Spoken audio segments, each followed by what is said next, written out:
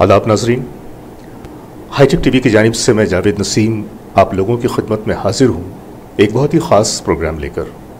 जी, ये प्रोग्राम कोविड-19 और लॉकडाउन के हवाले से आज हमने मुरत्तिब किया है और आज के हमारे मेहमान हैं जनाब इलियास शरफुद्दीन साहब। इनके बारे में अगर मैं बताने जाऊं तो इतना ही कह देना काफ़ी होगा कि ये अपने मुल्क हिंदुस्तान की बहुत ही जानी मानी शख्सियत हैं, एक बड़े आला दर्जे के टीवी डिबेटर हैं और इन्होंने पिछले 4 सालों में 22 चैनल पे लगभग 1400 से भी ज़्यादा टीवी डिबेट किए हैं, जो कि मुख्तलिफ उन्वान और मुख्तलिफ टाइटल के तहत ये डिबेट्स हुए हैं। और इससे ज़्यादा इनके बारे में कुछ कहना ज़रूरी नहीं है, क्योंकि इनकी जो बातें हैं, इनकी जो प्रेजेंस है, इससे आप ख़ुद अंदाज़ा लगाएंगे। लेकिन ये मैं आपसे ज़रूर अर्ज़ करना चाहूँगा कि आज का ये प्रोग्राम बहुत ही ख़ास प्रोग्राम है और आज हमारे मेहमान भी बहुत ही ख़ास हैं। लिहाजा इनके एक एक सवाल पे आप सिर्फ देख कर न गुजर जाएँ, बल्कि ध्यान दें, क्योंकि इनके सवालों में कुछ ऐसे जवाबात मुज़मिर होंगे कि जो आपके लिए जानना, जिनका जानना बहुत ही ज़रूरी है। तो आइए सबसे पहले अपने चैनल में हम जनाब इलियास शरफुद्दीन साहब का इस्तकबाल करते हैं। जनाब बहुत बहुत आपका शुक्रिया कि आपने ये वक्त निकाला हमारे चैनल के लिए और हमारे चैनल को ये इज़्ज़त दी कि आप हमारे चैनल पे आए। तो अगर आपकी इजाज़त हो तो हम अपने नाजरीन के लिए आज का प्रोग्राम शुरू करें, प्लीज़। जी, आप प्रोग्राम के शुरू करने से पहले अगर आप हमारे नाजरीन से कुछ कहना चाहें तो। मैं कहूँगा अस्सलामु अलैकुम वरहमतुल्लाहि वबरकातुहू। अल्लाह हाईटेक न्यूज़ के तमाम मैनेजमेंट और नाजरीन को हर किस्म की बीमारी बला से महफूज रखे रब्बुल आलमीन, और इस रमज़ान की तमाम नेमतें और बरकतें नसीब फरमाएँ और उनकी ज़िंदगियों में अल्लाह खैर बरकत अता फरमाएँ और हमारे मुल्क और दुनिया में फिर से सलामती, सेहत और आफ़ियत का अल्लाह ताला दौरा कर दे हर जगह, और हर किस्म के फितनों से हमारे मुल्क और दुनिया को अल्लाह महफूज रखे रब्बुल आलमीन। आमीन। तो मेरा पहला सवाल जनाब इलियास साहब आपसे यह है कि कोविड-19 के बाद हिंदुस्तान को मामूल के मुताबिक अपनी जो नॉर्मल ज़िंदगी है उस पर आने में कितना अरसा लग सकता है? देखिए, जितने भी एक्सपर्ट्स को हम सुन रहे हैं वेस्टर्न कंट्रीज से लेके यहाँ तक, और जितने भी एक्सपर्ट्स हमको अपना अपना नज़रिया पेश कर रहे हैं, एक बात उन्होंने वाजे कर दी है कि कोविड-19 कोरोना वायरस जो आमतौर पर कहा जा रहा है, इसके साथ ज़िंदगी को गुजारना अब हमें सीख लेना चाहिए। जी, ये वायरस ख़त्म होने का नाम इतनी जल्दी नहीं ले रहा है, और जब तक फिर हम कहेंगे कि अल्लाह का हुक्म ना हो, ये हटने वाला नहीं है। दूसरी बात ये है कि इसकी कोई पर्टिकुलर वैक्सीन भी मार्केट में अभी तक ऑथेंटिक लेवल पर नहीं आई है। जी, कहीं से हम कुछ सुन रहे हैं, कहीं से कुछ सुन रहे हैं। यूएई से स्टेम सेल एक्टिवेशन का हमने इलाज सुना, इंडिया और यूएई से, सऊदी अरब से हमने प्लाज्मा के बारे में सुना, वैसे ही बांग्लादेश से 2 एंटीबायोटिक्स के कॉम्बिनेशन के इस्तेमाल के बारे में सुना, वैसे ही अभी डोनाल्ड ट्रंप हाइड्रोक्सोक्लोरोक्विन ले रहे हैं इन दिनों, सिप्ला की बनी हुई। तो ये तमाम चीज़ें अपनी जगह हैं, लेकिन एक बात सबका मुत्तफ़िक़ा फैसला है एक्सपर्ट्स का कि इस वायरस के साथ ज़िंदगी गुजारने का एक आम तौर पर हम नज़रिया बना लेना चाहिए, और आइंदा 2 साल तक हमारा मुल्क भारत हो या वर्ल्ड का कोई भी मुल्क हो, खास तौर पे वेस्टर्न नेशंस ये बात तय कर चुके हैं कि आसानी से नॉर्मल सी आने वाली नहीं। तो इसका मतलब ये हुआ कि इस कोविड-19 के आने के बाद जो एक निज़ाम दुनिया है, जो जीने का ढंग है, ये बिल्कुल बदल चुका है। और अब शायद लॉकडाउन के बाद जब एक हम नई ज़िंदगी की तरफ कदम रखेंगे तो शायद हमारी ज़िंदगी में बहुत सारी तब्दीलियाँ वाक़ई हो चुकी होंगी, और जहाँ पे बहुत सारी तब्दीलियाँ वाक़ई हो चुकी होंगी और वाक़ई हो भी रही हैं, जिसका हम मुशाहदा कर रहे हैं। लॉकडाउन ने काफ़ी मुतासिर किया है पूरे एक तरह के निज़ाम को, इंसानी जो एक जीने का निज़ाम है उसको मुतासिर किया है। लेकिन हमने देखा कि इसमें कुछ तबके ऐसे हैं जो कुछ ज़्यादा मुतासिर हुए। तो मैं आपसे ये जानना चाहूँगा कि ख़ास तौर से ये जो मज़दूरों और किसानों का जो तबका है, इसको इस लॉकडाउन के पीरियड ने और कोविड-19 ने किस तरह से अपनी लपेट में लिया और इसके क्या निकले हैं रिजल्ट्स? आपके सवाल के पहले हिस्से का मैं ये जवाब दे दूं कि यकीनन life will not be the same again. अब जिंदगी बिल्कुल पहले की तरह नहीं रहेगी। हम जो अब्रप्टली लाइफ गुजार लेते थे, कहीं भी चले गए, कहीं भी आ गए, कहीं भी ठहर गए, कहीं भी खा लिए, किसी भी रेस्टोरेंट में बैठ गए और किसी भी यानी कि मॉल में चले गए, थीम पार्क में चले गए, हमारे जो एक एक्टिविटी का हिस्सा हुआ करती थी, पिकनिक्स पे निकल गई। लेकिन अब मैं समझता हूँ मेजर चेंजेस हमारी लाइफ में आना लाजिम हो गया है इस वायरस की वजह से। अब हम सोशल डिस्टेंसिंग की बात कर रहे हैं, जो एक्चुअली फिजिकल डिस्टेंसिंग की होना चाहिए। सोशल डिस्टेंसिंग तो इस्लाम में जायज़ नहीं है। हम किसी को जात पात की बुनियाद पे या बीमारी की बुनियाद पे अलग नहीं कर सकते। फिजिकल डिस्टेंस मेंटेन करना है। तो फिजिकल डिस्टेंसिंग के साथ साथ अब हमारे एंटरटेनमेंट हो, हमारा एजुकेशन सेक्टर हो, हमारा बिजनेस सेक्टर हो, तमाम के अंदर मेजर चेंजेस आ गए हैं और इसके साथ हमें आगे जिंदा रहना है। दूसरा आपके सवाल का हिस्सा था कि किसानों के ऊपर इस वायरस का क्या असर पड़ा है। जी, एक तबका आपने कहा कि कुछ ज्यादा असरअंदाज हुआ है, उसमें लेबर और किसान का तबका इंडिया जैसे, भारत जैसे मुल्क में ज्यादा असरअंदाज हुआ है। उसकी बुनियादी वजह यह है कि लॉकडाउन की वजह से जो लॉजिस्टिक्स को धक्का लगा, ट्रांसपोर्टेशन को जो धक्का लगा, उसमें किसान अपनी सप्लाई को खेत से मार्केट तक नहीं ला सका, व्यापारी मार्केट से, मंडी से जो सोसाइटी तक नहीं ला सका, और सोसाइटी पे लोग खरीद नहीं सके। जैसा तैसा जिसके हाथ जो लगा बिक गया, नहीं बिका तो फसलें खराब हो गई, सड़ गई, फेंक दी गई। तो अब किसानों का और लेबर तबका सबसे ज्यादा अफेक्टेड मुतासिर हुआ है। तो हम बिल्कुल देख भी रहे हैं, और हम हाईवे से लेकर ट्रैक, रेलवे ट्रैक तक एक बात वाज़ेह तौर पर नजर भी आ रही है। जी जी जी। तो ये जो चीज़ें हैं ये तो हमें नज़र आ रही हैं, ये जो मजदूरों का तबका है और ये जो माइग्रेंट्स हैं, ख़ास तौर से उनके साथ जो कुछ भी हो रहा है वो तो हम वीडियोस में और सोशल मीडिया के ऊपर वो देख रहे हैं। लेकिन इससे परे अगर हम मैन्युफैक्चरिंग सेक्टर की बात करें तो इस बारे में क्या आपको लगता है कि हमारा ये जो यहाँ का जो मैन्युफैक्चरिंग सेक्टर है वो किस तरह से मुतासिर हुआ है? देखिए, मैन्युफैक्चरिंग सेक्टर चलता है मटेरियल पर, लेबर पर और इलेक्ट्रिसिटी सप्लाई वगैरह पर, इन बुनियादी चीजों पर। बिल्कुल। एक भी चीज अगर मिस हो जाती है, मटेरियल नहीं आया फॉर एग्जांपल, तो मैन्युफैक्चर सेक्टर को हिट होना लाजिम है। गाड़ियां नहीं चली, ट्रक नहीं चली, मटेरियल नहीं आया, ट्रेन नहीं चली, मटेरियल नहीं आया। लॉकडाउन में मजदूर तबका इतना हताश हुआ कि घर बार छोड़ के हाईवे पे निकल गया अपने गांव जाने के लिए, फैक्ट्रियों से निकल गया। फैक्ट्रीज के अंदर ओनर्स 2-3 महीने से ज्यादा तनख्वाह नहीं दे पाए, नतीजे में, यानी 1 महीने से ज्यादा, सॉरी, और नतीजे में और ज्यादा डिस्टर्बेंस हो गया।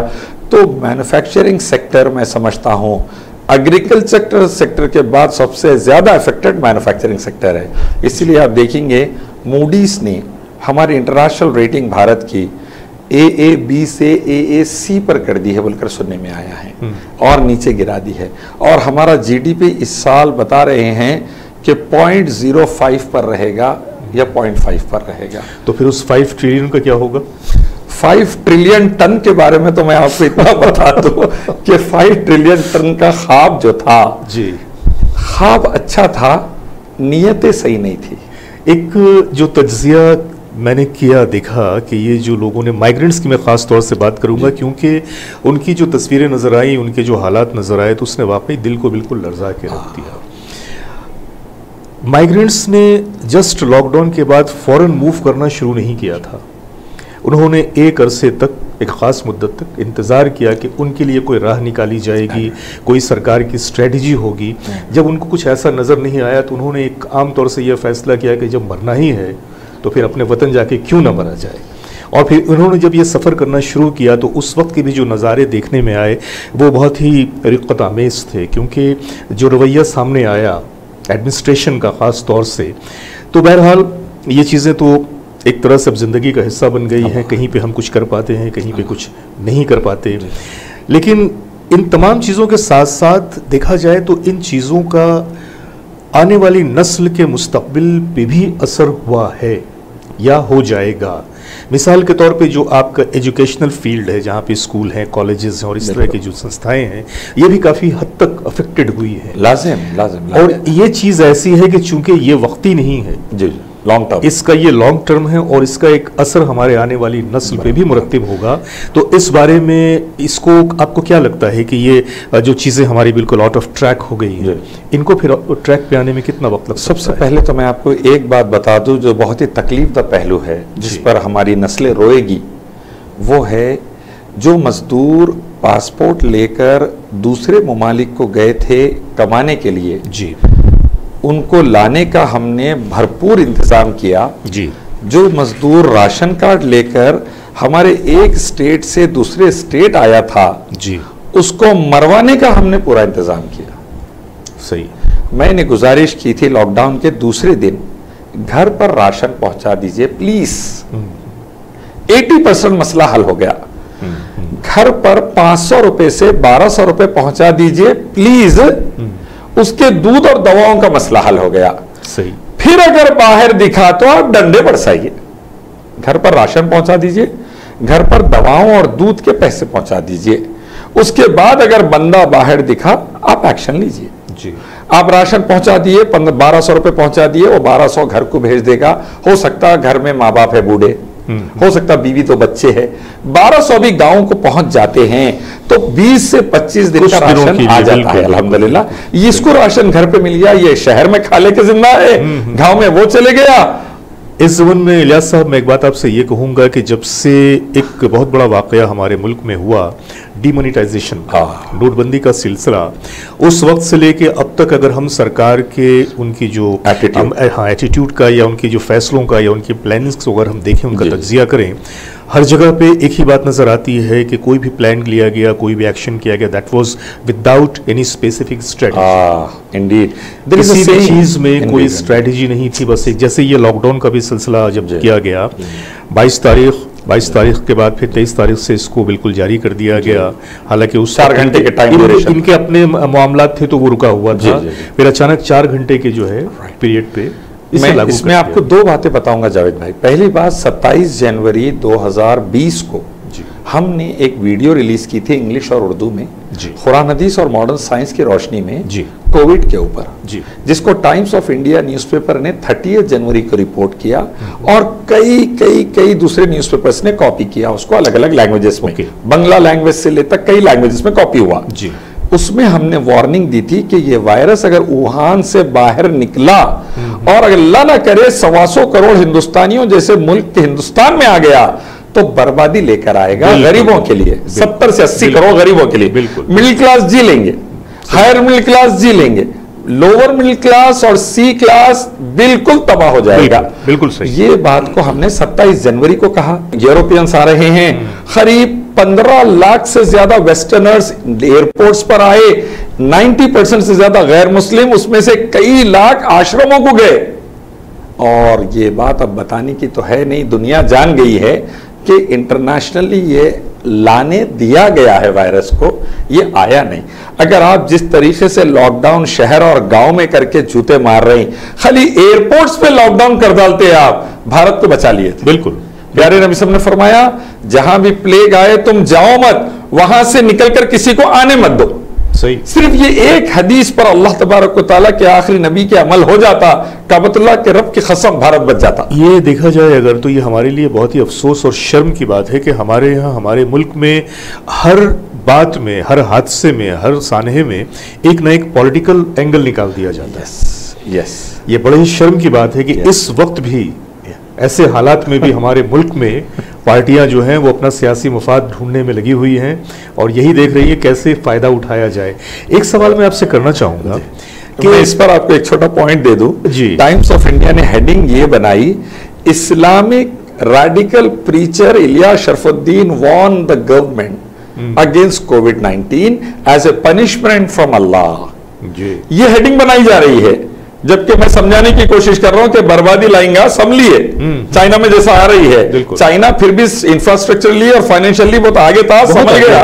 हम नहीं है उसकी टक्कर पर। तो आप जो बताए कि एक पॉलिटिकल एंगल वो कहीं भी घुसा दिया जाता है, यकीनन आपकी बात सही है, मैं मुत्तफिक हूं। नहीं, क्योंकि मैंने जिस तरह से आप देख रहे हैं, मैं भी तमाम चीज़ों का जायजा ले रहा हूँ और जहाँ तक जो सूरत हाल नज़र आती है, एक तो मुझे एक चीज़ और भी नज़र आती है कि ये जो कुछ भी होने दिया जा रहा है, बहुत सारी ऐसी बातें हैं जो कि बहुत ही अनस्पेसिफाइड हैं। इसके पीछे उसका कोई रीज़न, कोई लॉजिक समझ में बात नहीं आती है, लेकिन वो चीज़ें न सिर्फ ये कि करवाई जा रही हैं, बल्कि लोगों को मजबूर किया जा रहा है कि आप वो करें। अभी हालिया एक चीज़ सामने आई, आपने देखा कि अचानक सारी चीज़ें, इबादत गाहें बंद हैं, हॉस्पिटल बंद है, स्कूल बंद है, लेकिन दारू की दुकान, शराब दुकानें खोल दी गई। और उसके बाद ये वजह पेश की गई कि अपने देश की आर्थिक जो है व्यवस्था को और अवस्था को सुधारने के लिए ये कदम सरकार ने उठाया है। आपको जावेद भाई हैरत होगी ये जानकर, इटली और अमेरिका में और यूके में सबसे ज्यादा मॉर्बिडिटी रेट, मौतें जो हुई हैं, उसकी बुनियादी वजह साइंटिस्ट बताए वीक इम्यून सिस्टम और वीक इम्यून सिस्टम की बुनियादी वजह बताए तंबाकू और शराब। जी, आपके सिस्टम को, हमारे सिस्टम को वीक करता है तंबाकू और शराब। बिल्कुल। और अमेरिका से लेके, इटली से लेके यूके तक सबसे ज्यादा मौतें उसी वजह से हो रही है। नहीं, इम्यून सिस्टम को वीक करता है, that is a different thing. यहाँ सबसे बड़ी बात यह है कि जो रीजन पेश किया गया अपने आर्थिक व्यवस्था, मैं अभी उसी पर आ रहा था, क्योंकि अब हमारी गवर्नमेंट ये कह रही है कि तुम्हारा सिस्टम वीक होता होने दो, तुम मरते मरो, लेकिन आर्थिक व्यवस्था जो है, फाइनेंशियल सेक्टर जो है, जो रेवेन्यू तुम्हारी जेब से हमको लेना है, हम लेके रहेंगे। 70s और 80s के पिक्चर में एक विलन हुआ करता था जो दारू की भट्टी चलाता था, और हीरो इंस्पेक्टर हुआ करते थे, dashing young angry man, Amitabh Bachchan वगैरह, जो जाके वो भट्टी को पूरा तोड़ते थे और मारते हुए लाके उसको जेल में बंद करते थे। आप गालिबन, अगर आप थोड़ा, आपका हमारा बचपन रहा होगा, एक आध तो पिक्चर ऐसा दौर जहालत में नजरों से गुजरी है, राइट? आज की तारीख में वो जो विलन है भट्टी चलाने वाला, वो हमारे नेता लोगों की शक्ल में यहाँ मौजूद है कि भाई तुम फिजिकल डिस्टेंसिंग तोड़ो, लाइन बना के एक दूसरे पे कूदो, दुकानों पे कूदो, लेकिन शराब खरीदो कैसे भी। दो जोक चल रहे थे सोशल साइट्स पर, मेरी नजरों से गुजरे।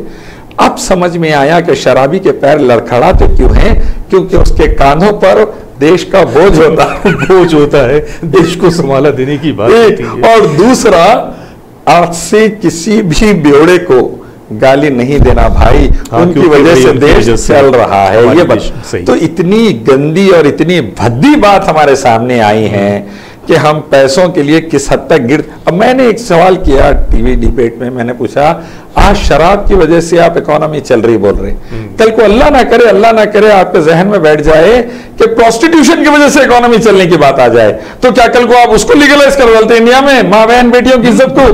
तो आज मियार, सोच का मियार, पॉलिसी का मियार बहुत घटिया और सही तौर पर आ गया है, जिसकी वजह से देश को इतनी बर्बादी देखना पड़ रही है। एक्चुअली देखिए, हर मुल्क में, हर समाज में उसके अपने कुछ एथिक्स होते हैं, बराबर, और जिसके ऊपर ही वो मुल्क चलता है या वो कौम चलती है। हमारी जो हिंदुस्तानी कौम जो अभी उसकी जो हालत है, हमारे यहाँ से एथिक्स नाम की जो चीज़ थी वो खत्म हो गई है। अब क्या है कि सिर्फ मफाद की बात रह गई है, अपने फायदे की बात रह गई, और सबसे ज्यादा सत्ता में बने रहने की बात रह गई, एट एनी कॉस्ट, चाहे क्या चकले लगता लग जाए। ये अगर आप देखेंगे कभी के जो हालात हैं, वो भी इसी तरफ बिल्कुल बेनहू इशारा कर रहे हैं कि इन्हें सत्ता में रहना है, लिहाजा सत्ता में बने रहने के लिए किसी भी हद तक ये जाएंगे, और ये जा रहे हैं। राजीव त्यागी, अलका लांबा और कांग्रेस के सीनियर लीडर जी अक्सर ये बात इन दिनों ट्विटर पर कह रहे हैं, मैं किसी पॉलिटिकल पार्टी से ताल्लुक नहीं रखता, जी। खाली मैं नजरिया बता रहा हूं, बिल्कुल, कि एमएलए खरीदने के लिए रिजॉर्ट है, पैसा है, एसी बसेस है, प्लेन है उनको ले जाने के लिए, जी। गरीब मजदूर के लिए खड़ी हुई बसेस का भी इस्तेमाल नहीं करना है। ये एक हमारे पास एक नई सोच आ गई है, जो सत्ता में बने रहने की एक इंतहाई गंदी मिसाल के तौर पर दुनिया में देखी जा रही है। और दूसरा जो चीज समझ में आई, पार्लियामेंट के लॉकडाउन को आपने इतना डिले किया कि मध्य प्रदेश गवर्नमेंट आपको गिराना था, दूसरों को आपने यही तो सारा खेल था भाई खेल तो यही था, तो क्योंकि इन्होंने ये जो इनएक्शन आए हैं, तो वहां की गवर्नमेंट के गिरने के बाद ही फिर उसके बाद में ये फिर हरकत में आए, लेकिन जब तक तो बहुत ज्यादा ही नुकसान, जब तक चिड़िया चुग गई खेत, बहुत ज्यादा गली गली हम बात को फैला चुके थे। बहरहाल मेरा अगला सवाल आपसे ये है कि जैसे कि हमने कहा है कि सरकार ने हमारी जो है एक बहुत ही गुर मंत्र निकाला कि जो हमारे देश की गिरती हुई अर्थव्यवस्था की हालत है, इसको संभाला देने के लिए अगर कोई चीज़ संभाला दे सकती है तो वो सिर्फ और सिर्फ एक चीज़ है, और वो है शराब। और सरकार ने इसका भरपूर इस्तेमाल किया, लोगों को इस बात की इजाज़त दे दी। मैंने यहाँ तक देखा अपने इलाकों में कि जहाँ जहाँ पे पुलिस की पोस्टिंग थी कि वहाँ पे बाहर निकलने हुए लोगों को बेतहाशा मारा जा रहा है। कहाँ जा रहे हो, क्यों जा रहे हो? तो सर सब्जी लेने जा रहे हैं, नहीं जाना। लेकिन अगर किसी ने ये कहा कि दारू की बोतल लेने जा रहा हो तो कहते जाओ। ये एक अजीब नज़ारा देखने को आया, मतलब जो कभी मैंने सोचा भी नहीं था कि हमारे मुल्क में कभी इस तरह के भी नज़ारे देखने को मिलेंगे। बहरहाल तो ये जो इकोनॉमी की हालत दिन ब दिन जो डामाडोल होती चली गई और सरकार ने अपने तौर से जो भी स्ट्रेटजी अपनाई, आपको क्या लगता है कि इंडियन इकोनॉमी पर जो इस लॉकडाउन के क्या क्या असरात मुरत्तिब होंगे, खास तौर से बुनियादी एतबार से? मैं आपको जरा सा और इस बारे में थोड़ा सा अपने सवाल को बढ़ाना चाहूँगा कि बहुत कई चीज़ें हैं जिनका हमारे इकोनॉमी से बराह रास्त ताल्लुक़ है, जैसे कि फूड एंड एग्रीकल्चर है, ऑयल एंड गैस है, उसके बाद रेलवेज है, उसके बाद एयरक्राफ्ट्स हैं। तो इन चीज़ों का हमारी इंडियन इकोनॉमी से बिल्कुल एक बराह रास्त ताल्लुक़ है। लॉकडाउन का ये जो अरसा अब तक हमने गुजारा और अभी और भी जो सूरत हाल आगे है, आपको क्या लगता है कि ये इसके इंडियन इकोनॉमी पे किस तरह के इफेक्ट्स आएंगे? कोविड से पहले ही हमारी इकोनॉमी आईसीयू में थी जी। 2014 में हम 7.8 से लेके 8% जीडीपी मेंटेन कर रहे थे। जी। हमारे फॉरेन रिजर्व्स भरे हुए थे और हमारा माशाल्लाह प्रोडक्टिविटी रेट एग्रीकल्चर का ऑलमोस्ट 7.2% चल रहा था प्रोडक्शन रेट, और हमारे पास माशाल्लाह हंगर इंडेक्स में हम बहुत आगे इम्प्रूव करके चले गए थे, क्योंकि बहुत मनरेगा की वजह से और दूसरे स्कीम्स की वजह से गरीबों को खाना मिल रहा था, किसानों को खाना मिल रहा था, लेबर तबके को खाना मिल रहा था, प्रोडक्शन सेक्टर हमारा ऊपर चल रहा था। 2014 के पहले की बात बोल रहा हूं। जी। 2014 में आए बीजेपी सरकार लेके मोदी जी, कुछ तूफानी करते हैं बोल के शुरू करे, उसके बाद लेकर आए नोटबंदी, फिर लेकर आए जीएसटी, डबल वैमी बोलते हैं अंग्रेजी में। तो सारी चीजें तूफानी तो थी ना? तूफानी ऐसा तूफान था कि जिसके साथ भारत रह गया उसमें। एम्फन और सुनामी ये भी फेल हो गए, बिल्कुल जो है वो बर्बाद कर दिया। वो तूफान रियल में दिख के आता। ये तूफान डिजिटल, फाइनेंशियल, स्पिरिचुअल और इकोनॉमिकल तूफान था, जो हम तो ठहरे हुए थे, हमारी पूरी बैकिंग को बहा के लेके चले गया रहा। बिल्कुल। तो नतीजा ये हुआ कि 7.8 की जीडीपी आ गई 1.5 पर। मेरे अल्फाज नहीं है, वर्ल्ड क्लास इकोनॉमिस्ट बोलते अपने आप को सुब्रमण्यम स्वामी, बीजेपी के राज्यसभा के एमपी जी, उनके अल्फाज है, मेरे अल्फाज नहीं है। आप चेक कर लीजिए ट्विटर से लेकर ब्लॉग में 1.5%। तो ये 7.8 से 1.5% जब आई है, जब कोरोना वायरस या कोविड-19 का कोई अभी तस्करा मार्केट में नहीं था। सही। 4.5 करोड़ लोग बेरोजगार हो चुके थे। एग्रीकल्चर प्रोडक्शन 0.8% पे आ गया था 7.2 से, और इंडस्ट्रियल प्रोडक्शन इतना गिर गया था, राहुल बजाज चिल्ला रहे थे कि ना डिमांड है ना लोग खरीदने आ रहे, हमारे पास प्रोडक्शन पड़े हुआ है, अब विकास आएगा तो क्या आसमान से टपकेगा क्या, पूछ रहे थे वो। यानी इस हद तक उन्होंने गुस्से में आ गए थे। तो ये कोविड से पहले का है। पहले तो कोई भी अगर इंडियन इकोनॉमी के बारे में ये बताए कि कोरोना वायरस की वजह से तबाही आ गई भाई, ने तो सब अच्छा चल रहा था, नंबर 1 का झूठा है उन्हें जावेद भाई। 6 सालों में बीजेपी सरकार ने ऑलरेडी इकोनॉमी को आईसीयू में पहुंचा दिया था। अब आईसीयू में जाने के बाद अचानक कोविड आया तो समझिए ऑक्सीजन और वेंटिलेटर खराब हो गए। अब उसके बाद जो सिलसिला है, आज की तारीख में हम ये कह सकते हैं, गॉड सेव द कंट्री, अल्लाह ही बचाए, बस अल्लाह ही बचा सकता है। 12.5 करोड़ गैर डायरेक्ट और इनडायरेक्ट एम्प्लॉयमेंट गया है, 12.5 करोड़। मेजर रिप्लेसमेंट हुआ है मजदूरों का, जो वापस आकर फिर से काम पे लगने को इतना आसान नहीं रहेगा। बड़े बड़े सेक्टर्स जीरो के लेवल पे आ गए हैं, कंस्ट्रक्शन साइट्स रुके हैं। 66 बिलियन डॉलर के घोस्ट बिल्डिंग्स खाली नोएडा के और गोरेगांव वगैरह के सेक्टर के अंदर, बॉम्बे और दिल्ली के सेक्टर में एनपीए की वजह से, नॉट परफॉर्मिंग एसेट्स की वजह से, ये तमाम चीजें मिलके मैं इतना कहूंगा, अमन और सलामती को बदनीयती से भारत के अंदर क्या धक्का दिया, अर्थव्यवस्था, इकोनॉमी से लेके पूरों की जिंदगियां तबाह। ये बेसिक रूल ये है कि कोई भी कंट्री के सक्सेस के पीछे पीस और स्टेबिलिटी देखी जाती है जी। अमन और सलामती और इस्तेकामत रही।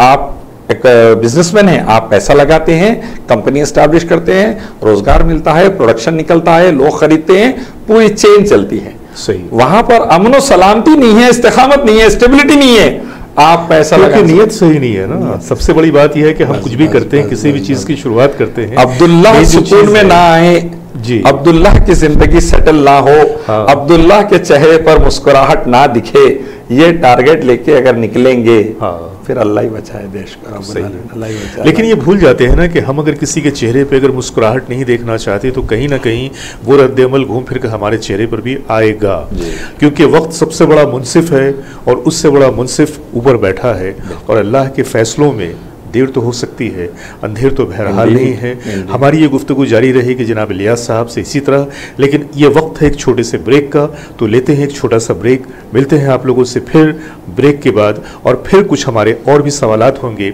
जिनका जवाब हमारे इलियास साहब देंगे, और ये आप लोगों की मज़ीद जानकारी के लिए बहुत ज़रूरी है।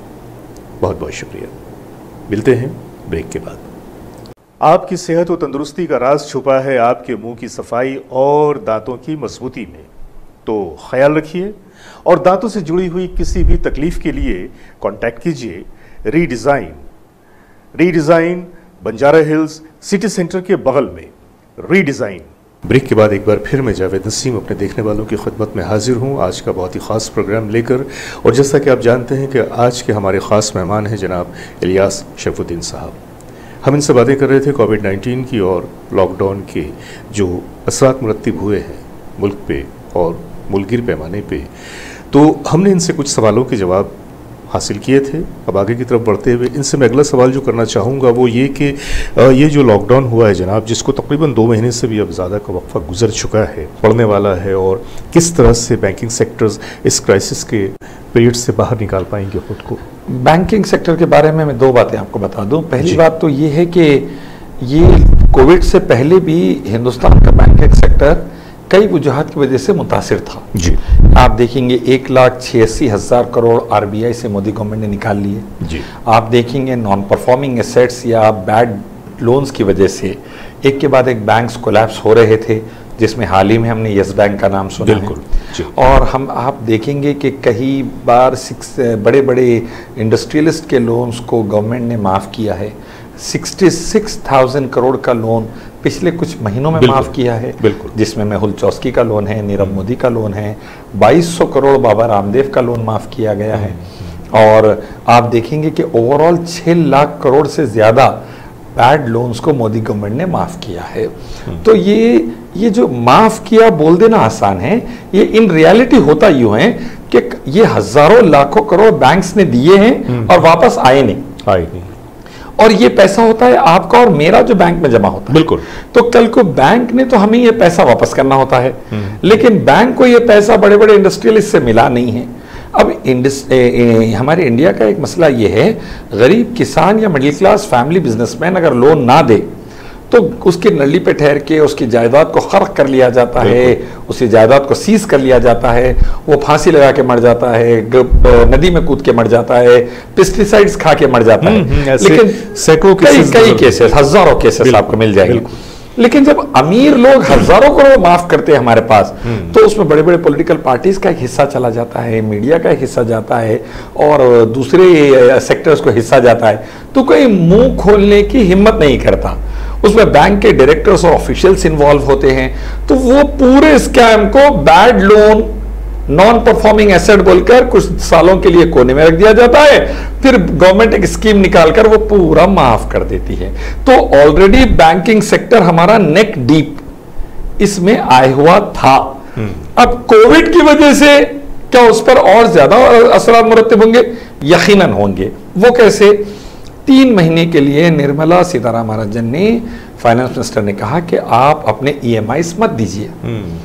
लोगों ने सोचा कि ना ही दीजिए, लेकिन वो ना ही दीजिए नहीं था, 3 महीने के लिए आप पोस्टपोन करिए। बहुत मजेदार ये एक चुटकुला छोड़ा गया है, और अगर इसकी तफसील मैं चाहूंगा कि हमारे देखने वालों को जरा इस मॉरेटोरियम की तफसील बताएं। असल हुआ यूं कि जब उन्होंने कहा इतने प्यारे जुमलों में और बिल्कुल सोफिस्टिकेटेड इंग्लिश में कि the EMIs of 3 months will be given as relief to all the people who are facing the lockdown, तो पब्लिक ने ये सोचा कि 3 महीने की EMI आपने हमने भरना नहीं है जी। लेकिन था ये वो प्रोसेस कि वो सिर्फ 3 महीने के लिए पोस्टपोन हुई और कंपाउंड इंटरेस्ट के साथ आपसे वसूल की जाए। एग्जैक्टली। इसमें सबसे मजेदार पहलू यही रहा कि हमने ये समझा था कि शायद सरकार की तरफ से हालात को पेश नजर ये रिलीफ दी जा रही है कि हमें 3 महीनों, चूंकि आमदनी का कोई जरिया नहीं है, तो जो हमारे EMIs उसको सरकार शायद माफ कर देगी, और अगर माफ न भी करे 3 महीनों के बाद अगर हमें यकमुश्त उसकी अदायगी करनी भी पड़े तो शायद इंटरेस्ट का हिस्सा माफ कर दिया जाएगा। ये अंदाजे लगाए जा रहे थे। Exactly, लेकिन हुआ ये कि फिर बैंकों की तरफ से SMS आए कि आप ये कतई ना समझें कि आपकी EMI को माफ कर दिया गया है या आपके इंटरेस्ट को माफ कर दिया गया है। साहब, पैसे तो हम आपसे पूरे निकालेंगे, आपके जो EMI की प्रिंसिपल अमाउंट है वो भी, उस पे जो इंटरेस्ट लगता है वो भी, उस पे जो सर्विस टैक्सेस लगते हैं वो भी, और 3 महीने तक जो आपने EMIs अदा नहीं किए हैं पूरा उसे जोड़कर उस पे जो इंटरेस्ट लगता है हम आपसे वो भी वसूल करने वाले हैं। Exactly. ये सबसे बहुत ही ये बस सबसे यानी कि last nail in the coffin अंग्रेजी में कहते हैं, बिल्कुल, यानी कि ताबूत की आखिरी कील साबित जो हो रही है। ऐसा है कि हम लोगों को हर जगह पे जो हिंदुस्तानी अवाम है, स्पेशली जो टैक्स पेयर्स हैं, जो कंज्यूमर्स हैं, इन्हें बिल्कुल या तो चौहद समझ लिया गया है या बलि का बकरा समझ लिया गया है कि जब भी जरूरत पड़ती है वो तलवार और छुरी और जो है वो हमारे ही गर्दन पे। मसला ये है कि इन दिनों बहुत ज्यादा अवाम के जहनों पे हावी कर दिया गया है नेशनलिज्म, पैट्रियोटिज्म नहीं, नेशनलिज्म। और नेशनलिज्म के नाम पर दे दर पे हथौड़े बरसते जा रहे हैं, और इतने हथौड़े बरस रहे हैं कि पूरी पीठ लाल हो गई। लेकिन नेशनलिज्म का ऐसा चस्का सामने से नजर कराया जा रहा है कि ज्यादा बोलने की हिम्मत नहीं है, वरना आप एंटी नेशनल हो जाए। पूरी कौम को, हिंदुस्तानी कौम को एक ऐसे ख्वाब में मुब्तला कर दिया गया है, उसकी ताबीर ऐसी ऐसी दिखाई जा रही है कि हर शख्स उस ताबीर को पाने के लिए सब कुछ खोने को तैयार है और खोता चला जा रहा है। अब ये हमारे हिंदुस्तानी कौम की अक्ल की दाद देनी चाहिए कि नज़र से हम देख रहे हैं, समझ रहे हैं, गहराई तक भी जा रहे हैं, लेकिन उसके बावजूद अब हमारी जहनी हालत ऐसी कर दी गई है कि अब हम कुछ बोल नहीं पाते। मसला ये है, देखिए अंग्रेजी की कहावत है, it is not the activeness of the rascals which spoil the society, it is the inactiveness of the good people which spoil the society. Exactly. बुरे लोग मेहनत करते बल्कि सोसाइटी खराब नहीं होती, अच्छे लोग जो खामोश बैठ जाते हैं वो बुराई होने पर, उससे सोसाइटी तबाह होना शुरू होती है। लेकिन इसमें एक चीज और भी है ना कि अच्छे लोगों ने जब भी जुबान खोलने की कोई ऐसी कोशिश की है या कोई ऐसा अमल किया है कि जिससे दूसरों को जगाया जा सके, तो हमेशा से ऐसी जबान को या तो खामोश कर दिया गया है या उस हस्ती को ही मिटा दिया गया है। ये भी हमारे यहाँ तो हो रहा है। ये नॉर्मल चीज जस्टिस लोया से शुरू हुई जी जी, उसके बाद चलते चलते जाकिर नाइक से लेके आप देखेंगे परसों अहमदाबाद मिरर के रिपोर्टर को सिर्फ फेक वेंटिलेटर लगाए गए हैं वहां के सिविल हॉस्पिटल में सीएम रूपानी के दोस्त की कंपनी की तरफ से। ये स्टोरी बताने पर यूएपीए लगा के जर्नलिस्ट को अंदर कर दिया गया है, 1 साल तक बेल लें उसकी। इतना स्ट्रिंजेंट कानून जो गद्दारों के लिए लगाया जाता है, बिल्कुल अब पत्रकारों के लिए लगाया जा रहा है, जर्नलिस्ट के लिए लगाया जा रहा है, क्योंकि वो स्ट्रीमलाइन में नहीं है गवर्नमेंट के हिसाब से। तो ये एक हिस्सा है। तो बैंकिंग सेक्टर के बारे में बता दूं आपको, ऑलरेडी वो दलदल में था, अब हालात और तबाह हुए तो वो नॉन परफॉर्मिंग एसेट्स जो है अब वो बढ़ेंगे। बढ़ने की वजह बता देता मैं आपको। अवाम का एक तबका ये सोचेगा अमीर लोग डुबा के चले जा रहे हैं हजारों करोड़, मेरा क्या है, 25 लाख 30 लाख 35 लाख है, मैं भी केस लड़ता हूं, पैसे नहीं भरता, साल भर में 10 साल लड़ूंगा, सुप्रीम कोर्ट तक जाऊंगा, मेरी प्रॉपर्टी सीज कर सकते देखूंगा मैं। ये इसे कहते हैं ट्रस्ट डेफिसिट। बैंक के सेक्टर पे से भरोसा उठ जाता है, और जब ये एतमाद और एतबार उठ जाता है तो कारोबार के पूरे सेक्टर को धक्का लगता है। सबसे बड़ा धक्का लगता है लेंडर्स, जो पैसा बैंक देती है उनको सबसे बड़ा धक्का लगता है, क्योंकि पैसा हाथ से निकल गया बैंक के, बंदे ने जायदाद ले ली या कुछ भी ले ली, रात रात वो कारोबार उसने वाइंड अप किया, वो पैसे को उसने कहीं बाहर शिफ्ट कर दिया, बैंक से कहा कि मैं क्या करते हैं आप उसको, मैं बिल्कुल नुकसान में आ चुका हूं, बैंक्रप्सी फाइल कर रहा हूं, अब केस लड़ूंगा, मैं आपके पैसे तो नहीं देता। लेकिन यहाँ पे जो सूरत हाल नज़र आती है वो ऐसा लगता है कि ये सारी चीज़ें बहुत ही प्लान्ड वे में होती हैं, और ये जो बैंकों का कर्जा माफ़ करना और ये सारी चीज़ें, ये भी एक तरह से एक स्कैम का ही हिस्सा हम समझते हैं कि ये भी एक स्कैम ही हुआ ना। ये बहुत बड़े ऊंचे पैमाने पर रूलिंग क्लास को साथ लेकर ये स्कैम है। ये स्कैम के तहत अभी तक आज़ादी से लेके आज तक लगभग 25 लाख करोड़ को हमारे नेशनलाइज और कोऑपरेटिव बैंक्स अंदर हैं, और ये पैसा अगर आप ट्रेल ढूंढ लेते जाएंगे तो बड़े बड़े बिजनेसमैन, बड़े बड़े पॉलिटिकल लीडर्स और बड़े बड़े मीडिया हाउसेस में मिलेगा आपको। ये विद ड्यू रेस्पेक्ट मैं कह रहा हूँ, क्योंकि मैं भी एक मीडिया हाउस में बैठे हुआ हूँ, लेकिन मैं ये बताना चाहता हूँ कि ये पैसे का ट्रेल आपको at the end of the day जाकर अगर मिलेगा तो बड़े बड़े उद्योगपतियों और पॉलिटिशियंस के पास मिलेगा, और वो पैसा था बैंकिंग सेक्टर का जी। और दूसरा सेक्टर जो सबसे बड़ा धक्का लग रहा है एलआईसी को। जी, एलआईसी के लगभग अभी तक 40,000 करोड़ को हम अंदर है। कोई बोल रहे 70,000 करोड़ 80,000 करोड़ भी बोल रहे। अल्लाह आलम, रियल पिक्चर तो पार्लियामेंट के आने वाले सेशन में सामने आएगी। लेकिन एक ही दिन में 32,000 करोड़ एलआईसी के खपे और उसको न्यूज 18 के ऊपर मैंने उस दिन आवाज उठाई थी। फिर नेक्स्ट डे मिला के 70,000 तक वो फिगर गया था, वो भी आवाज मैंने उठाई थी न्यूज 18 पर कि ये पैसा भी अब एलआईसी सेक्टर का अंदर हो रहा है। इन रिटर्न फिर बैंकिंग सेक्टर को नुकसान है क्योंकि बैंक ने एलआईसी के शेयर्स खरीद रखे हैं। तो ये पूरा कच्चा छट्टा जो स्कैम का है, मैं समझता हूं आने वाले दिनों में बैंकिंग सेक्टर के लिए कोई अच्छे आसार मुझे नजर नहीं आ रहे, इल्ला माशाल्लाह कि अल्लाह ताला कोई ऐसी सूरत हाल पैदा कर दे और बच जाए अल्लाह, वरना just on the face value things are not good. तो बैंकिंग सेक्टर से परे हट के अगर हम आते हैं छोटे ताजिरों की तरफ, छोटे मोटे जो दुकानदार हैं, ट्रेडर्स हैं, ये किस तरह से मुतासिर हुए हैं ये लॉकडाउन और कोविड-19 के बाद? हमारे मिडिल क्लास ट्रेडर्स के लिए एक मैं आपको यानी कि पॉजिटिव बात जो होने वाली है कि परचेजिंग पावर आवाम का 2 महीने से पैसा रुके हुआ था और वो पैसा वो लोग अब खर्च करेंगे निकल कर। तो हम अल्लाह से उम्मीद ये करते हैं कि मिडिल क्लास ट्रेडर्स अगर वो लोग सही चीज़ को अच्छी क्वालिटी पर देते हैं तो उनके लिए कस्टमर्स एक बड़ा मसला जी। और बहुत ज़्यादा सेल्स एक बड़ा मसला नहीं रहेंगे, रादर उनके सेल्स अच्छे चलेंगे। खास तौर पर एफएमसीजी सेक्टर जिसे कहते हैं हम, जरूरियात जिंदगी का जो सेक्टर है उसमें खाने पीने का सेक्टर सबसे ज्यादा, उसके बाद भी माशाल्लाह कपड़े वगैरह का। लग्जरी सेक्टर जो है वो सबसे ज्यादा हिट होगा। मिडिल क्लास कारोबारी सेक्टर जो है हमारा लग्जरी सेक्टर अगर देखा जाए तो ये तो हमारे कोविड-19 के पहले से हिट होना शुरू हो गया था और लोगों ने रोना भी शुरू कर दिया था। लुइस विटॉन से लेकर आप एलवीजे बोलकर जो स्विस कंपनी, फ्रेंच कंपनी है जो पूरे ब्रांड्स को टॉप के मेंटेन करती है, जिसके पास टिफनीस वगैरह जैसे कंपनीज इसके अंडर में चलते हैं, खाली उसके ओनर का लगभग $30 बिलियन का लॉस बता रहे हैं 2 महीने के अंदर लॉकडाउन के। तो लग्जरी सेक्टर को धक्का है जी। हाई क्लास मोटर इंडस्ट्री हो, हाई क्लास ज्वेलरी इंडस्ट्री हो, उसको धक्का है।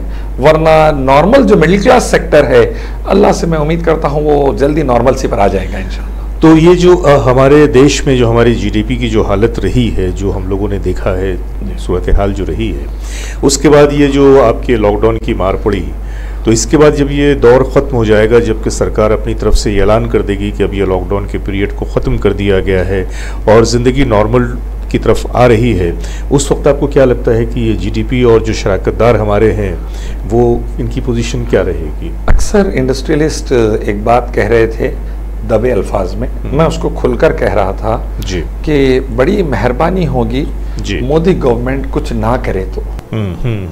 यानी जो चीज़ चल रही है अवाम की मेहनत से चलने दिया जाए, उसे चलने दिया जाए, मेहरबानी करके अवाम की मेहनत से चलने दिया जाए।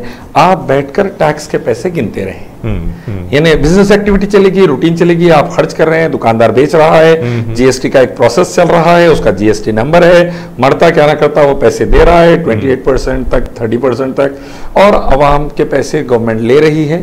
इसको चलने दिया जाए बगैर कोई और देड़हुशारी करे। मैं थोड़ा हमारे हैदराबादी लैंग्वेज में कहना चाहूंगा, देर होशियारी मत करो बोलते हैं कि भाई आप होशियार रहिए, होशियारी से काम को संभालिए, देर होशियारी से पूरे काम को बर्बाद मत कीजिए।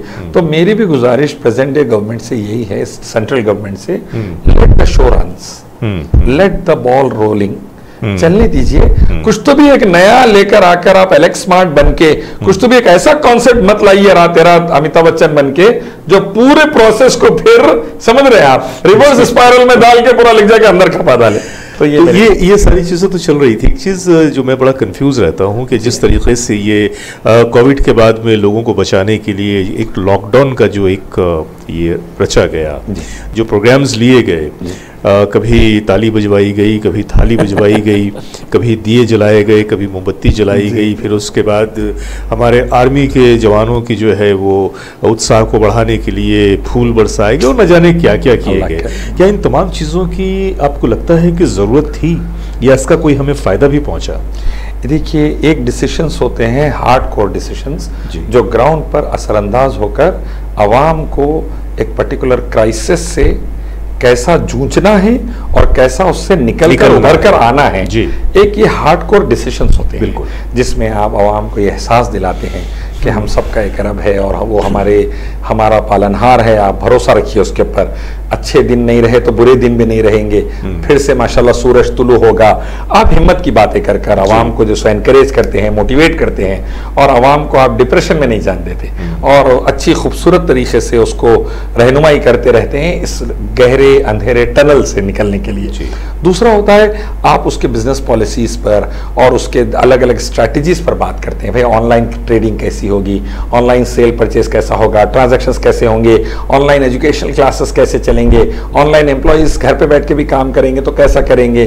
अब ट्विटर सितंबर तक ऑनलाइन काम लेने वाला है पूरे एम्प्लॉइज से। इंटरनेशनल ब्रांड सोच रहे हैं इस बारे में कि घर पे से ही काम लिया जाए। तो आप ये पूरी चीजें बताकर उनको एक उम्मीद की किरण जगाते रहते हैं कि वो यंग माइंड्स है, ये ना सोचे भाई अब डेड एंड आ गया, अब तो मेरी लाइफ गई, अब मेरे पेरेंट्स की एक्सपेक्टेशन, मेरी वाइफ की एक्सपेक्टेशन, मेरा छोटा बच्चा उसकी एक्सपेक्टेशन मैं पूरी नहीं कर पाऊंगा। ऐसा नहीं है, अभी अल्हम्दुलिल्लाह बहुत कुछ बाकी है। आप करके ये एक तरीका है।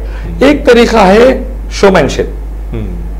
Exactly. आप आते हैं छू मंतर बोल के एक चीज बता देते हैं, वो मसाइल जाके वही रह जाते, उसमें थोड़ा इजाफा ही हो जाता और आप वो चक्री में डाल के निकल जाते। एक टास्क देके अवाम गधों की तरह वो टास्क के पीछे दौड़ती रहती है। तो क्या हमारी अवाम क्या इस हद तक जो है ज़हनी तौर से बिल्कुल एकदम दिवालिया हो चुकी है कि वो जरा सा भी सोचने को तैयार नहीं होती? क्योंकि आज हम जिस दौर में जी रहे हैं ये साइंस और टेक्नोलॉजी का दौर है। जी। और हम हर चीज को जो हमें बताया गया है उसमें अगर कुछ मजहबी मामलात भी हों तो उससे परे हट के भी हमें एक बसीरत हासिल हो चुकी है, एक नज़र हासिल हो चुकी है कि हम चीज़ों को टेक्निकली और साइंटिफिकली भी एनालिसिस कर सकते हैं। जी। लेकिन उस वक्त बड़ी हैरत होती है कि जब पढ़े लिखे हजरात और जो लोग बजाते खुद साइंस और टेक्नोलॉजी का हिस्सा हैं वो लोग भी उसी अहमकाना हरकतों में शामिल हो जाते हैं। देखिए मसला दूसरी बात यह है कि दो चीज़ें होती हैं कि ऐसे सूरत हाल में जो देश का हुक्मरान होता है या जो लीडर होते हैं उनका ये काम होता है कि अपनी आवाम को मोटिवेट करें, नहीं है कि उन्हें मिसगाइड करें। क्योंकि मैंने देखा कि इस पूरे दौर में जो कुछ भी एक्शंस लिए गए पहले लॉकडाउन के बाद फिर दूसरे लॉकडाउन के बाद, तो वो तमाम की तमाम चीज़ें मुझे ऐसा लगा कि जस्ट एक टाइम पास कहिए या लोगों के जहन को डाइवर्ट करना कहिए या उन्हें मिसगाइड करना कहिए, क्योंकि उन तमाम चीज़ों का हकीकत से कोई ताल्लुक था ही नहीं और ना ही कोई उसका रिजल्ट सामने आया। देखिए कुरान का एक नाम है फुरकान, द क्राइटेरियन टू जज बिटवीन राइट एंड रॉन्ग, अच्छे बुरे में तमीज सिखाने वाली किताब। बिल्कुल। कभी ऐसी चीजें जब हमारे जहन से निकल जाती है, हमारी जिंदगी से निकल जाती है, तो कोई भी हमको बाद वक्त उल्लू बनाना आसान हो जाता है। जी। अभी हमारे पास गो करो ना गो का एक नारा दिया गया और कोई आम आदमी रास्ते चलने वाला नहीं दिया, यूनियन मिनिस्टर के लेवल का बंदा कहता है वही गो करो ना गो। इसी बात का तो अफसोस है। और दूसरी बात, एक बड़ी प्यारी बात एक हिंदू भाई ने लिखी ट्विटर पर, जितनी थालियां बजाते वक्त निकली थी, ताली के साथ थाली निकली थी टन टन टन बजाने के लिए, अगर उतनी थालियां लॉकडाउन में रोड पर आने वाले मजदूरों के लिए निकल जाती एक टाइम का खाना लेकर, तो हम समझते हैं लाखों हजारों वो 10 रुपए की मोमबत्तियां जो थी उस पर जो रकम खर्च की गई है वही तो न जाने कितने भूखों के काम आ जाती, बस 2 वक्त का खाना, कितनों को बिस्किट का पैकेट मिल जाता और एक चाय मिल जाती। लेकिन वो जो छोटे छोटे बच्चे रोड पे चल रहे हैं 100 किलोमीटर 500 किलोमीटर 700 किलोमीटर, पैर में आबले आ गए, छाले आ गए, चल रहे हैं भूखे प्यासे, तो उनके लिए एक ठंडा पानी का बोतल मिल जाता या एक चाय की प्याली। और सबसे बड़ी बात यह है कि जो भी इसके लिए राहत कुशी का जो भी काम हुआ, अगर देखा जाए तो अवाम ने ही अवाम की, अल्हम्दुलिल्लाह, बिल्कुल मैं आपकी बात से मुत्तफिक हूं। कोई भी सरकारी डिपार्टमेंट या कुछ भी नहीं, अवाम ने अवाम के लिए किया। लेकिन जब अवाम ने डोनेशन दिया तो वो पीएम केयर फंड में गया, जिसके बारे में ये है कि आज सोनिया गांधी पर केस कर दिया गया है मोदी गवर्नमेंट की तरफ से। गलती इतनी कि कांग्रेस पार्टी ने पीएम केयर फंड को पब्लिक करने के लिए कहा है। पैसा आया कितना, ये तो हमारा हक है अगर देखा जाए ना। आज सोनिया गांधी पर केस हुआ है। आज की बात बता रहा हूं, मैं यहाँ आने से पहले पढ़कर आया हुआ हूं, तो ये समझ में आ रहा है कि आप खुद खर्च करें, आप गवर्नमेंट को भी दे, फिर आप हिसाब भी ना पूछें। आप हिसाब पूछेंगे तो आपको जेल जाना पड़ेगा।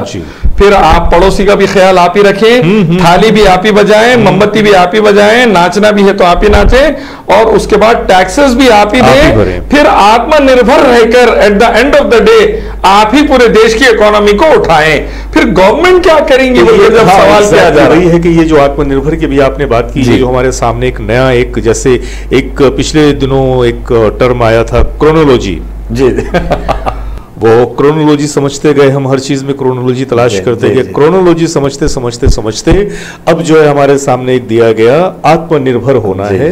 हमारे पीएम साहब ने फरमाया कि इस कोविड ने पूरे देश को एक अवसर दिया है आत्मनिर्भर होने का, अपने आप को ऊपर उठाने का, आत्मनिर्भर होने का। चलिए साहब, ठीक है, बड़ी खूबसूरत बात है कि कोविड ने भी हमें अवसर दिया, लेकिन सवाल ये पैदा होता है कि क्या इसके पहले हम लोग आत्मनिर्भर नहीं थे? जी जी, इसके बारे में जावेद भाई दो बातें अच्छे से सुन लीजिए। एक बात तो ये है, टर्म्स शुरू हुए हैं अच्छे ब्यूटीफुल फ्लावरी लैंग्वेज के विकास से।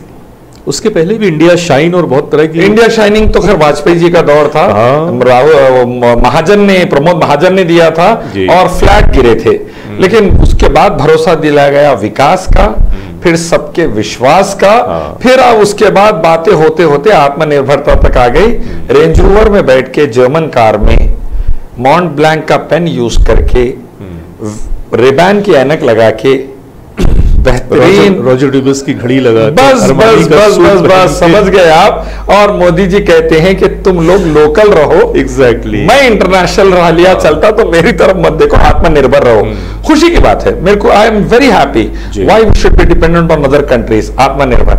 लेकिन एक बात याद रखिए, आत्मनिर्भरता के लिए प्लेटफॉर्म देने की जिम्मेदारी गवर्नमेंट की है। एग्जैक्टली, आप मुझसे कहेंगे मैं इंटरव्यू देने आ रहा हूं, तो इलियास भाई रूम भी आप सेट कर लीजिए, पूरा स्टूडियो भी आप सेट कर लीजिए, लाइट्स भी आप सेट कर लीजिए, कैमरा भी आप सेट कर लीजिए, इंटरव्यू भी आप दे लीजिए, आपको आत्मनिर्भर रहना है। तो मैं ये बोलूंगा भाई साहब, ये सेटअप के बगैर अगर आप मुझे मेरा परफॉर्मेंस यहां दो बोल रहे हैं सब्जेक्ट का, तो मेरे लिए पॉसिबल नहीं है। कुछ आपको करना पड़ेगा, कुछ मैनेजमेंट करेगा, कुछ मैं करूंगा। तो आपको क्या लगता है कि ये जो आत्मनिर्भरता की बात कही गई है, इससे हमारी इंडियन इकोनॉमी को क्या फायदा पहुंचने वाला है? मेड इन इंडिया के बारे में सुने थे अपन, उसका एक शेयर चल रहा था, चाइना का बना हुआ डिजाइन, पूरा पुर्जे वगैरह लगे हुए थे, देखिए nut bolts and this and that, Chinese company ने डिजाइन किया था उसको। जैसा सरदार वल्लभ भाई पटेल का स्टैच्यू चाइनीज है, 3600 करोड़ का। क्या लगता है उसे कि ये जो आत्मनिर्भरता की बात की जा रही है और लोकल फॉर वोकल की बात की जा रही है, और लोकल की बात नहीं, तो मैं ये जानना चाहता था कि वो जो स्टैच्यू है उसे क्या रखा जाएगा या गिरा दिया जाएगा? अब वो स्टैच्यू रखें या ना रखें, लेकिन उसके मेंटेनेंस के लिए चाइनीज बंदों को बुलाना पड़ रहा। आपको पता है जी, बीच में पानी जाके लिफ्ट खराब हो गए थे उसके, जी, तो चाइनीज बंदे आके सेट करके गए थे।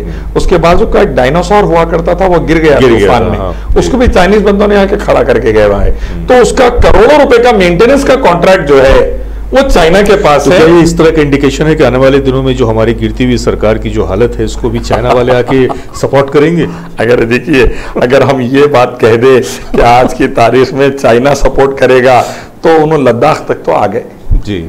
आप देखेंगे टेंस चल रहा माहौल, वहां पर फौज बढ़ा दिए उन्होंने, पेट्रोलिंग बढ़ा दिए, और लाइन ऑफ एक्चुअल कंट्रोल पर जो हमारी पहले पेट्रोलिंग होती थी उसको रुका दिए। वो इधर से नेपाल को तैयार करा के भारत के कई इलाकों को नेपाल के नए उनके मैप के अंदर इंक्लूड करा दिए। उधर कश्मीर के हालात आउट होते जा रहे हैं। इन हालात में अगर मैं ये कहूँ क्या चाइना पे हम निर्भर होते जा रहे हैं, तो फिर मैं बहुत ही खतरनाक रास्ते की तरफ हम जाने की बात कर रहे हैं। क्योंकि मेरी नज़र में आत्मनिर्भरता के लिए जो प्लेटफॉर्म की ज़रूरत थी, मोदी गवर्नमेंट उसमें से 10% भी प्रोवाइड नहीं कर सकी है। ये बातें बड़ी अच्छी हैं, माइक के ऊपर कहकर थालियां ले लिए, न्यूज चैनल वाले आपको वाह वाह बता दिए, 70% की रेटिंग, 80% की रेटिंग, वो रेटिंग के लिए ओके फाइन। रियलिटी में जो ग्राउंड वर्क होता है, जो ऑथेंटिक ग्राउंड्स और फाउंडेशंस पे नेशन तैयार होता है, कोई भी ना उसके अंदर कोई कंट्रीब्यूशन दूर दूर तक। तो लेकिन अभी ऐसा है कि आत्मनिर्भरता के साथ साथ हमारे पीएम साहब ने एक और भी ऐलान किया 20 लाख करोड़ रुपए के पैकेज का, तो इसकी जरा वजाहत आप करें। जैसा अनाउंस हुआ पैकेज, 1 घंटे में मैंने एक क्लिप निकाली थी इंग्लिश और उर्दू में जी। मैंने 7 सवाल उसके अंदर रखे थे, आपके सामने दोहरा देता हूं जी। पहला सवाल, इसमें से किसानों की राहत के लिए क्या है जिनका प्रोडक्शन 2 महीने से खराब होके पड़ गया, जो रोड पर आ गए जी। दूसरा किसानों के जो पिछले कर्जे है उसके लिए क्या है, तीसरा मजदूरों के लिए डायरेक्ट मजदूरी जो करता है, जो रोज मजदूरी पे लगा है किसी भी सेक्टर में, उन मजदूरों के लिए क्या है।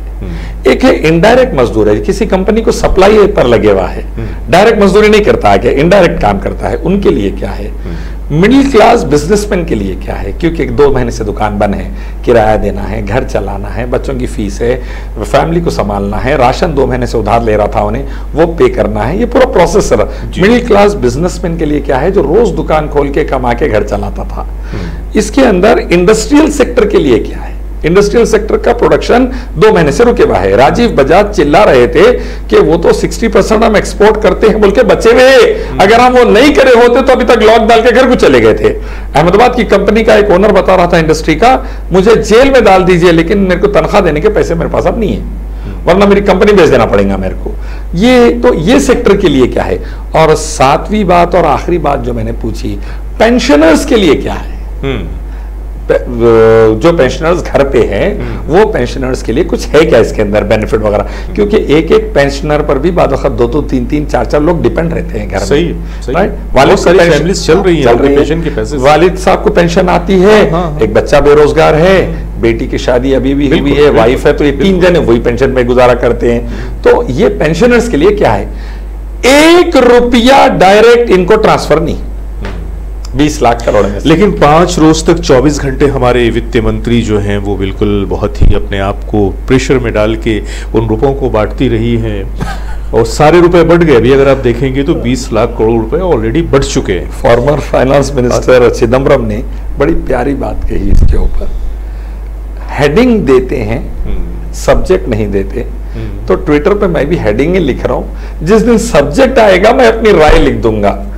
हेडिंग है, क्योंकि उसमें भी ये बताया गया कि ये 20 लाख करोड़ रुपए का जो पैकेज दिया जा रहा है, इसमें भी जो रकम पहले ऑलरेडी दिए जा चुके हैं उसको ऐड कर दिया गया है। तो अगर देखा जाए तो हार्डली मेरे ख्याल से 4 लाख या 6 लाख कुछ हजार करोड़ रुपए नए ऐड हुए हैं, जिसको 14 को जोड़कर 20 बता दिया गया। भाई ये भी एक लेकिन बहुत ही बड़ा फन है ये, और ये सबको नहीं आता, और मेरा ख्याल है कि शायद यही फनकारी है कि जिसके बलबूते पे आज हमारी सरकार जो है हमारे मुल्क को चला रही है। मैं आपसे अगला सवाल ये करना चाहूँगा कि लॉकडाउन के बाद किन चीज़ों से एहतियात बरतनी है, या वो जो एहतियाती तदबीरें बताई गई उनका इतलाक़ करके हम कोई बेहतर रिजल्ट पा सकते हैं, या इसमें किसी और तरह की कोई एडिशन की ज़रूरत है अपने तौर से जो सरकार ने नहीं बताई, जैसे कि थाली और ताली।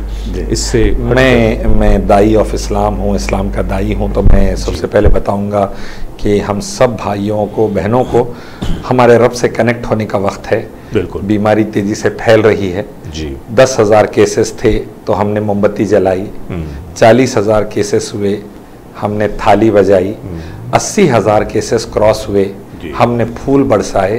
कोरोना भी कंफ्यूज है अब 1 लाख के बाद, इन लोग मेरा इलाज कर रहे हैं, मेरे को सेलिब्रेट कर रहे हैं, उन्हें भी बेचारा। हमें तो ऐसा ही लग रहा है कि हमारे मुल्क में जो है वो कोरोना को भी सेलिब्रेट किया जा रहा है, क्योंकि जैसे जैसे तादाद बढ़ती जा रही है वैसे वैसे हमारे सामने नए नए एंटरटेनमेंट के कार्यक्रम जो है वो आ रहे हैं। अब बस मेरे ख्याल से सिर्फ एक और क्या कहते हैं कि प्रोग्राम बाकी है, क्योंकि ताली हमने बजा ली, थाली हमने बजा लिया, फूल हमने बरसा लिए, और ये दारू का जश्न हमने मना लिया, शराब की नदियाँ बहा दी गई। अब बस वही कुछ एक म्यूजिकल प्रोग्राम रह गया है। राइट, और मोदी है तो रक्स का एक प्रोग्राम, मोदी है तो मुमकिन है वो भी पॉसिबल याद दे तो कर। लेकिन at the end of the day मैं इतना ही कहूंगा, अल्लाह से कनेक्शन का मौका है, रब को याद करने का, उसको पुकारने का और उससे हिफाजत मांगने का, और जो प्रिकॉशनरी मेजर्स है फिजिकल डिस्टेंसिंग के, हैंड वॉश करने के, फेस वॉश करने के, नोज क्लीन करने के, थ्रोट क्लीन करने के, इसको वजू के जरिए बराबर करते रहा करिए। तीसरा, आपके इम्यून सिस्टम को इम्प्रूव करने के लिए जितने डाइट से, ख़ुसूसी तौर पर विटामिन सी है, ऑरेंज वगैरह है, या फिर हमारा ग्लूकोन सी वगैरह जो है, उसको ज़्यादा से ज़्यादा इम्यून सिस्टम को स्ट्रॉन्ग करने के लिए लीजिए। तंबाकू और शराब को छोड़िए। तंबाकू के केसेस वाले जितने कंज्यूम करते हैं टोबैको, उनमें ये केसेस ट्रिपल है और रिकवरी का बहुत कम चांसेस है। तो तंबाकू और शराब को छोड़िए। फिर साथ में मार्केट वगैरह में फिजिकल डिस्टेंसिंग का ख्याल रखिए, अननेसेसरी बाहर मत निकलिए। अल्लाह के रसूल फरमाते हैं घर को आफियत जानकर बैठे रहो, अपने ईमान को बचा लोगे बोले। तो बाज़ वक़्त जान को बचाने के लिए भी घर को आफियत समझिए, ज़रूरी है तो निकलिए, नहीं तो अवॉइड जितना कर सकते करिए। और एक बात का कि अपने बिजनेस एक्टिविटी को रात देर रात रिवाइव करने का मत सोचिए। There is nothing going to happen in one night. जरूरी है, इसको एक टाइम लगेगा, एक प्रोसेस लगेगा। पूरी मार्केट को रिवाइव होकर रोड पे आने के लिए, फिर से रनिंग ऑन द ट्रैक्स के लिए वक्त लगेगा। उसके लिए वक्त दीजिए, उसके लिए अच्छे से माशाल्लाह कोशिश कीजिए। हम उम्मीद करते हैं कि इंशाअल्लाह फिर से एक दौर आएगा जब हम बैठ के डिस्कस करेंगे कि भाई ऐसा क्राइसिस आए थे, लेकिन अल्हम्दुलिल्लाह हम निकल गए और अल्लाह का एहसान है, फैमिली के साथ निकल गए और अल्लाह फिर से हमारे जिंदगियों को परवान चढ़ा दिया। एक दौर फिर आएगा इंशाअल्लाह, गम ना करे, खौफ ना कहें, कामयाब रहेंगे अगर मोमिन है इंशाअल्लाह। और साथ ही साथ मैं एक बात और भी कहना चाहूँगा कि कोविड-19 को आप लोग सिर्फ एक वबा न समझें, बल्कि इससे आप इस तरह से भी ले सकते हैं कि हर तस्वीर के दो रुख होते हैं, सामने का भी और पीछे का भी। सामने का रुख यह है कि ये एक वबा की सूरत हम पे नाजिल हो गया है और हम लोग इस तरह से परेशान है, पूरी दुनिया एक इंतशार में आ गई है और एक खलफशार का शिकार है। लेकिन कहीं ना कहीं इसमें एक पॉजिटिविटी ये भी हुई है कि लॉकडाउन की वजह से ही सही हम अपने रिश्तों के करीब आ गए हैं, अपने अल्लाह के करीब आ गए हैं। और अगर देखा जाए तो मज़हब इस्लाम के हवाले से मैं एक बात ये कहना चाहूँगा कि मज़हब इस्लाम जो है महज एक मज़हब नहीं है, बल्कि ये एक जीने का तरीक़ा है, एक साइंस ऑफ लाइफ है। इसमें किसी भी चीज़ को अगर आप उठाकर साइंटिफिकली उसे एनालाइज करेंगे तो देखा जाएगा कि उसमें हर वो बात जो बताई गई है करने के लिए, उसके पीछे एक मकसद है जो आपकी बक़ा के लिए है, आपकी भलाई के लिए है।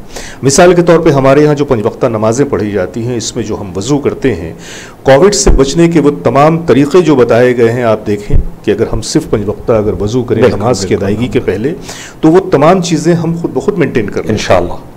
तो ज़रूरी यह है कि हम अपने जड़ों से जुड़ कर रहें, क्योंकि शाख से टूट कर पत्ते भी कभी खिलते हैं। आज का अलमिया यह है कि हम मुसलमानों में भी एक बहुत कमी आ गई है कि हम अपने असलाफ से दूर होते जा रहे हैं, अपने मज़हब की बताई हुई बातों से दूर होते जा रहे हैं। अगर हम इन पे चलें और पूरी ईमानदारी के साथ चलें, खुदा के बताए हुए अहकाम को मान कर चलें, तो इंशाअल्लाह कोविड फिर हमारे करीब भी नहीं आएगी।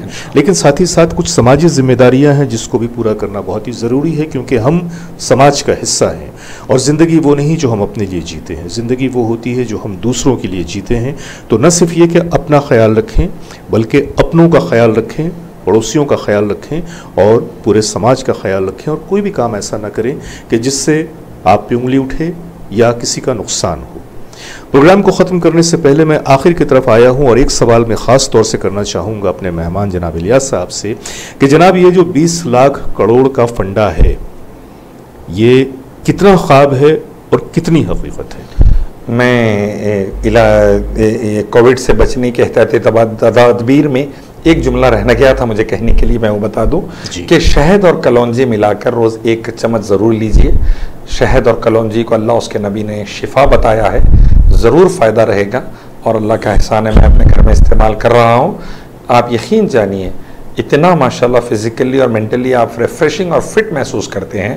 तो 1 चम्मच शहद कलौंजी मिलाकर ज़रूर इस्तेमाल कीजिए। 20 लाख करोड़ कितना फ़ायदा, कितना ख्वाब, ये मुझे साफ साफ धोखा नज़र आ रहा है जावेद भाई। ऊंची पोजीशन पर रहकर बड़े टीवी चैनलों को इस्तेमाल कर कर ऊंचे ऊंचे वादे कर कर आवाम को एक हसीन सा ख्वाब दिखाया जा रहा है, लेकिन लिटरली ये गुमराही है, धोखा है। आने वाली नस्लें माफ़ नहीं करेगी। रास्ता चलते चलते 200 किलोमीटर पे मजदूर गिर के मर गया, रोड के ऊपर बैठे थे, लारियों ने कुचल दिया, थक के ट्रेन की पटरियों पे सो गए थे। एक फैमिली ने खुदकुशी कर ली, 2.5 साल की बच्ची और मियाँ बीवी। यहाँ पर खरीब की बात है, उसने खुदकुशी कर ली। ऐसे कई केसेस में बताऊंगा आपको, ऐसे कई केसेस। आज दिल्ली की मार्केट में एक मेवे वाले को लूट लिया गया।